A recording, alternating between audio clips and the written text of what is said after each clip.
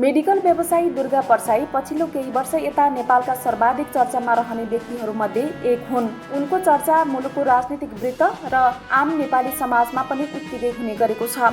कहिले प्रचण्ड र ओलीलाई आफ्नै घरमा मार्सी चामलको भात खुवाएर त कहिले युएका राजकुमारबाट सुनको छडी उपहार पाएर चर्चामा रहने परसाई पछिल्लो समय सर्वाधिक चर्चित सँगसँगै सर्वाधिक विवादित पात्र समेत हुन्। आखिर को हुन् त दुर्गा परसाई? देशकै महँगो एवं सुविधा सम्पन्न निजी अस्पताल चलाइरहेका उनको विगत के हो? कहाँबाट कसरी कमाए परसाईले यति धेरै सम्पत्ति? अनि आइतबार प्रहरीले उनलाई किन पक्राउ गर्यो? के हो उनीमाथिको आरोप? यो भिडियोमा हामी दुर्गा परसाईको रहस्यमय विगतदेखि अहिले पक्राउ पर्नुका कारणबारे विस्तृत विवरण खोतल्नेछौँ। पूर्वी पहाडको तेह्रथुमबाट झापा झरेका दुर्गा परसाईको परिवार आर्थिक रूपमा सामान्य वर्गको थियो। खेतीपाती गरेर जीविकोपार्जन गर्थे। 8 कक्षासम्म मात्र पढेका परसाईले कलिलै उमेरमा विवाह गरे। उनको विवाह आफूभन्दा धनी परिवारकी कन्यासँग भयो। झापामा चिया बगान चलाएर बसेका गिरी परिवारकी छोरीसँग वैवाहिक सम्बन्ध जोडेपछि दुर्गा परसाईको वर्ग धरातलभन्दा माथि उक्लियो। तर ससुरालीका कारण परसाईले सहजै अकुत सम्पत्ति हात पारेका चाहिँ होइनन्। यसका पछाडि अर्कै कथा छ। दुर्गा परसाईले जोसित बिहे गरेका थिए उनीपट्टि आमाहरू धेरै थिए। ससुराली फलकसँग प्रशस्त जग्गा जमिन भए पनि दुर्गा परसाईकी श्रीमती र सालाले मागे जति अंश नपाएर आफ्ना पिताबाट ठगिएको अवस्था थियो। हाल वृतामोड नगरपालिका 5 मा 2वटा विशाल भवनमा बीएनसी अस्पताल चलिरहेको छ। यही ठाउँ हो जहाँ 2062-63 को जनआन्दोलन अघिसम्म एउटा सामान्य काठे घर थियो। त्यही घरमा दुर्गा परसाईको बसोबास थियो। घरले चर्केको 2-4 बिघा जग्गामा धान खेती गरिन्थ्यो। तर खेतको धनी पूर्जा दुर्गा परसाईका साला वा श्रीमतीका नाममा थिएन।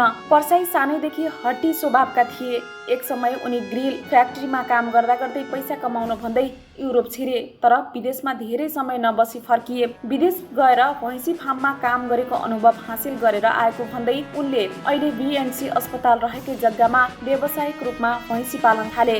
त्यसबेला परसाईको भैँसी फार्म देख्नेहरू भन्छन् 100 वटा जति भैँसी व्यवस्थित रूपमा पालिएको थियो। परसाईले भारतको हरियाणाबाट उन्नत जातका भैँसी किनेर ल्याउने गरेका थिए। उनी दुध पनि बेच्थे, भैँसी पनि बेच्थे। मेची नदी पार गरेर भारतसम्म दुध बेच्न लैजान्थे। बैंकबाट ऋण गरेर सुरु गरेको भैँसी पालन केही समय राम्रैसँग चले पनि परसाईले बैंकको किस्ता नियमित तिर्न सकेनन्। अन्ततः परसाईको भैँसी पालन डुब्यो। उनी बैंकको ऋणमा डुबे। त्यसपछि उनी नेपाली काङ्ग्रेसको समर्थन वा आस्था छाडेर भूमिगत माओवादी पार्टीको खोजीमा लागे। माओवादीमा लाग्नुका पछाडि उनको एउटै उद्देश्य थियो, ससुरालीलाई भाटे कारबाही गराउने अनि जग्गा जमिन सालो र श्रीमतीका नाममा पास गर्न लगाउने। यसका लागि सुरुमा परसाईले अदालतमा अंश मुद्दा पनि हालेका थिए। तर वर्षौसम्म मुद्दा लड्दा पनि अदालतले उनको पक्षमा न्याय दिलाएको अवस्था थिएन। सङ्कटकाल लाग्नुभन्दा अघि नै परसाईले माओवादी नेताहरूसँग सम्पर्क बढाए। वृत्तामोडको त्यो काठे घरमा माओवादीको आवत जावत बढ्न थाल्यो। परसाईको उद्देश्य थियो आफ्नो सालो र श्रीमतीलाई अंश नदिने ससुरालीमाथि माओवादी लगाएर भाटे कारबाही गर्नु अनि अंश हात पार्नु। यही बेला परसाईले मुद्दा लडिरहेका प्रतिद्वन्दी अर्थात् उनका ससुराली कृष्ण गिरीका छोरामाथि माओवादीका छापामारले कुटपिट गरे। मरणासन्न हुने गरी कुटाई खाएका उनी उपचारपछि ठिक भए। त्यसपछि परसाईको ससुराली परिवार त्रसित बन्यो। यसरी मुद्दा लडिराख्ने हो भने परसाईले माओवादी लगाएर मार्ने पो हो कि भन्ने त्रास बढेपछि उनीहरूले 2-4 बिघा जग्गा परसाईका साला र भाइका नाममा पास गरिदिए। माओवादीलाई प्रयोग गरेर वृत्तामोडको महँगो जग्गा आफ्नो नाममा ल्याएपछि परसाईको भाग्य चम्कियो। काठको घर भत्काएर उनले जग्गा प्लटिङ गरे। धुरको 5 लाखसम्म मूल्य लिएर केही बिघा जग्गा बेचेर करोडपति बने। काठमाडौँमा पनि जग्गाको कारोबार गरे। भक्तपुरमा आलिशान महल जोडे जहाँ पछि ओली र प्रचण्डलाई मार्सी चामलको भात खुवाए। ससुरालीबाट लिएको जग्गामा परसाईले अस्पताल बनाए। सोही जग्गा बैंकमा राखेर करोडौं ऋण लिए। अस्पतालमा पार्टनरहरू राखेर करोडौं सङ्कलन गरे। पछि उनीहरूलाई पनि हटाए। कमर्स पढेको सालोलाई पहिले भारत र पछि चीन पठाएर डाक्टर बनाए। एक छोरा र छोरीलाई पनि डाक्टर पढाए। लामो झगडा र मुद्दा मामिला चलेको गिरी परिवारसँग पहिले नराम्रो भए पनि पछि राम्रो भयो। डाक्टर पढेका दुर्गाका छोरा र साला चाहिँ झापामा भलात्मी व्यक्तिका रूपमा चिनिन्छन्। उनीहरूले चलाएको अस्पताल पनि जिल्लामा राम्रै मानिन्छ। तथापि परसाईले आर्जन गरेको सम्पत्तिको वास्तविक स्रोत भने रहस्यमय रहेको उनलाई सुरुदेखि चिन्नेहरू बताउँछन्। उनले सुरुवातमा आफ्नो सबै सम्पत्ति बैंकमा राखेर ऋण लिएको बताउने गरेका थिए। जति महँगो मेसिन किन्न पनि उनी सहजै पैसा निकाल्थे। पूर्वमा यति धेरै लगानी गरिएको अस्पताल उनको मात्र छ।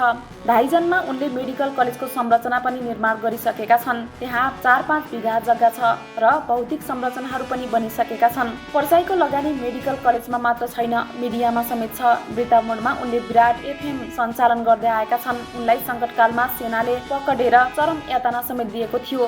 सेनाले यातना दिएपछि पर्साईले माओवादीको कुरै नगरौँ भन्न थालेका थिए। तर 2063 सालपछि माओवादी जब खुल्ला राजनीतिमा आयो, पर्साईले सङ्कटकालमा पाएको यातनालाई माओवादीका नेतासम्म पुग्ने भड्याङका रूपमा प्रयोग गर्न रतिभर ढिलाइ गरेनन्। उनले माओवादीका ठूला नेताहरूलाई गाडीमा बोक्थे, आर्थिक सहायता दिन्थे, जिल्लामा प्रयोग गर्न सकिनेहरूलाई आर्थिक भौतिक सहयोग गर्ने इत्यादि कामहरू गर्न थाले। पर्साईका लागि माओवादीलाई साथ लिनुपर्ने प्रयोजन सकिएको थिएन। भाटे कारबाही मार्फत प्राप्त जग्गामा अस्पताल चलाउनु थियो, त्यसलाई सम्बन्ध दिलाउनु थियो। पहिले संविधान सभापछि माओवादी सत्तामा पुगेको थियो, त्यसपछि पनि प्रचण्ड कुनै न कुनै रूपमा सत्ताको वरिपरि नै रहेका थिए। काङ्ग्रेस पृष्ठभूमिबाट आएका पर्साईलाई माओवादीको फेर समातेर मात्र सत्ता स्वार्थ पूरा गर्न सकिने स्थिति थियो। यिनै कारणले पर्साई प्रचण्डसँग नजिक भए। त्यही बीचमा एमाले र माओवादी बीच एकता भएपछि उनलाई अरू के चाहियो र? केपी ओली र प्रचण्डलाई आफ्नै घरमा बोलाएर मार्सी चामलको भात खुवाए। यसै क्रममा झापाका केही माओवादी नेताहरूसँग पर्साईको पानी बाराबारको स्थिति भयो। पर्साईले प्रचण्डसँगै पहुँच बनाएपछि तलका नेतालाई गन्नै छाडे। सम्पत्तिको धाक देखाउँदै उनीहरूलाई हेर्न थाले। दुर्गा पर्साईले माओवादीलाई प्रयोग गर्ने जति गरिसकेका थिए। जग्गा आफ्नो नाममा गराएर करोडौं सम्पत्तिको मालिक बनिसकेकै थिए। अस्पताललाई सम्बन्धन दिलाउन सकिन्छ कि भनेर प्रचण्ड र ओलीलाई समाएका थिए। तर जब नेकपा फुट्यो र प्रचण्ड ओली बीच शत्रुता बढ्यो, पर्साईले अब आफ्नो लागि प्रचण्डको प्रयोजन सकिएको निष्कर्ष निकाले। ओली सत्तामा लामो समय रहलान् भन्ने ठानेर प्रचण्डलाई सत्य सराप गर्दै पर्साईले ओलीलाई साथ दिए। केपी ओलीलाई पनि चुनावमा सहयोग पाइने र पर्साईको काँधमा बन्दुक राखेर प्रचण्डलाई पड्काउन पाइने लागेपछि उनले पर्साईलाई पार्टीमा प्रवेश मात्र गराएनन्, नेकपा एमालेको केन्द्रीय सदस्य नै बनाइदिए।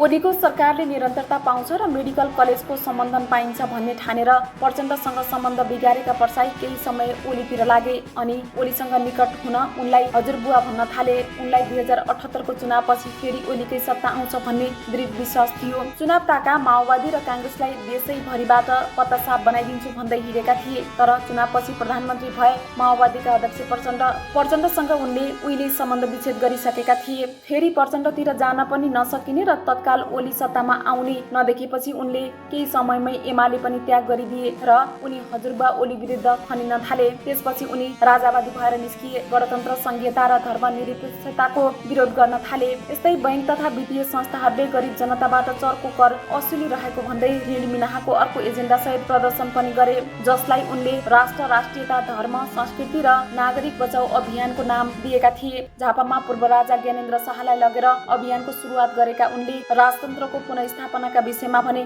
बेला बेला बोली फेर्दै आएका छन्। यसबाहेक उनले प्रमुख राजनीतिक दलका शीर्ष नेता, नेताका परिवार र केही ठूला व्यापारिक घरानिया विरुद्ध विवादित बयानहरू दिँदै आएका छन्, जसमा उनले भ्रष्टाचार बढ्नु र मुलुकको आर्थिक मन्दीको कारण भन्दै ती व्यापारी घराना र नेताहरू रहेको दावी गर्दै आएका छन्। दुर्गा पर्साई यस्ता व्यक्ति हुन् जो केही समय यता लगातार उत्तेजक अभिव्यक्ति र व्यवहारका कारण विवाद सहित चर्चामा आइरहेका छन्। कहिले ऋणीहरूलाई बैंकको ऋण नतिर्न उर्दी जारी गर्ने त कहिले एमाले अध्यक्ष केपी शर्मा ओलीको अर्बौं लगानी कम्बोडियाको टेलिकममा रहेको तथा देश डुबाउने ओली प्रचण्ड शेरबहादुर माकुनी हुन् भनेर अभिव्यक्ति दिने गरेका छन्। केही समय अघि संयुक्त अरब इमिरेट्सका राजकुमारलाई नेपाल भ्रमण ल्याएर उनीबाट सुनको छडी उपहार पाएको भनेर पनि पर्साईको चर्चा भयो। उनै दुर्गा पर्साईलाई आइतबार नेपाल प्रहरीको साइबर ब्युरोको टोलीले पक्राउ गरेको छ।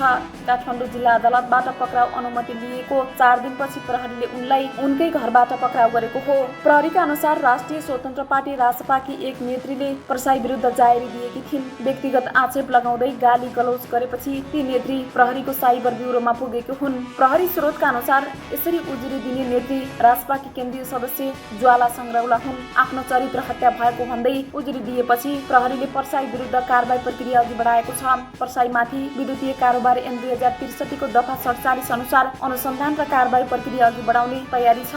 उक्त दफामा विद्युतीय स्वरूपमा गैर कानुनी कुरा प्रकाशन गर्ने विरुद्ध हुने कारबाही बारे उल्लेख छ। पर्साई पक्राउ परेसँगै अब 25 दिनसम्म हिरासतमा राखेर उनीमाथि अनुसन्धान गर्ने बाटो प्रहरीलाई खुलेको छ। अनुसन्धान सकिएपछि जिल्ला सरकारी वकिल कार्यालयमा प्रहरीले अनुसन्धान प्रतिवेदन बुझाउने आउनेछ। त्यसपछि सरकारी वकिल कार्यालयले उनी विरुद्ध काठमाडौँ जिल्ला अदालतमा मुद्दा दायर गर्नेछ। यो प्रक्रिया पूरा भएपछि साधारण तारिख वा धरौटीमा रिहा तथा पूर्वपक्षका लागि उनी कारागार चलान हुन सक्छन्। दोषी ठहर भए पर्साईलाई 5 वर्षसम्म कैद हुन सक्नेछ।